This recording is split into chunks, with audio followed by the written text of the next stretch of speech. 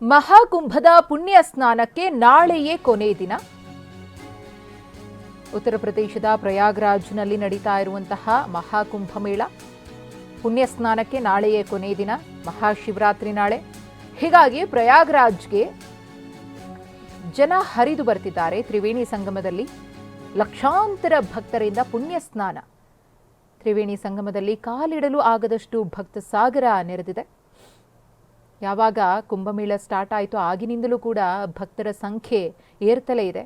ಇನ್ನು ಕುಂಭಮೇಳ ಅಂತ್ಯವಾಗುವಂತಹ ದಿನ ಹತ್ತಿರವಾಗ್ತಾ ಇದ್ದಂತೆ ಬರುವಂತಹ ಭಕ್ತಾದಿಗಳ ಸಂಖ್ಯೆ ಮತ್ತಷ್ಟು ದ್ವಿಗುಣಗೊಂಡಿದೆ.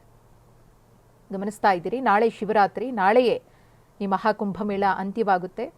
ತ್ರಿವೇಣಿ ಸಂಗಮದಲ್ಲಿ ಪುಣ್ಯ ಸ್ನಾನವನ್ನು ಮಾಡಬೇಕು. ಇದರಿಂದ ಮೋಕ್ಷ ಪ್ರಾಪ್ತಿಯಾಗುತ್ತೆ, ಪುಣ್ಯ ಪ್ರಾಪ್ತಿಯಾಗುತ್ತೆ ಅನ್ನೋದು ಅಚಲ ನಂಬಿಕೆ.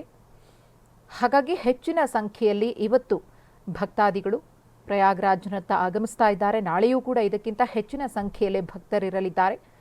ಡ್ರೋನ್ ಕ್ಯಾಮೆರಾದಲ್ಲಿ ಸೆರೆಯಾಗಿರುವಂತಹ ಭಕ್ತರ ದಂಡಿನ ದೃಶ್ಯವನ್ನು ಕೂಡ ಒಂದು ಕಡೆ ಗಮನಿಸ್ತಾ ಇದ್ದೀರಿ. ಈಗಾಗಲೇ ಕಳೆದ 44 ದಿನಗಳಿಂದಲೂ ಕೂಡ ಭಕ್ತರು ಪ್ರಯಾಗ್ರಾಜ್ಗೆ ಬಂದು ಪುಣ್ಯ ಸ್ನಾನದಲ್ಲಿ ಭಾಗಿಯಾಗ್ತಿದ್ದಾರೆ.